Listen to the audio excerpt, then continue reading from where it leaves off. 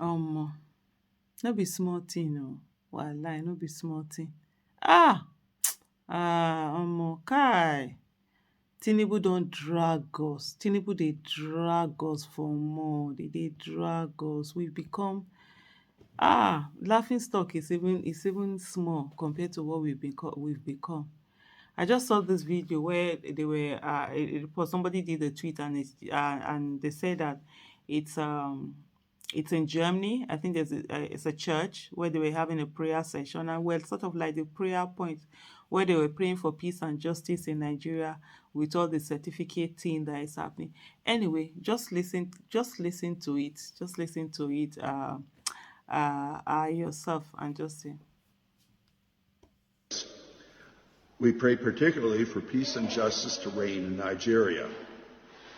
Most importantly, the presidential election is still undergoing judicial consideration in Nigeria and America regarding the university's certificate of the incumbent president. We pray that God should take absolute control of this situation. Lord of all justice, This is where we find ourselves now. Well, we pray for justice. We pray for justice, and pray for courage. We pray that the Supreme Court will have courage to do the needful, to ensure justice. Because I don't know how damaging this is going to be for Nigeria. First of all, we're already battling with such loss of values, where a lot of things, because how do you tell the younger generation that do the right thing when people doing the wrong thing are getting into such offices? You understand? Everything is by example. It's not just to say it with mouth. It has to be about example. And it's really so sad, honestly, where we find ourselves right now. It's really a tough time for Nigeria.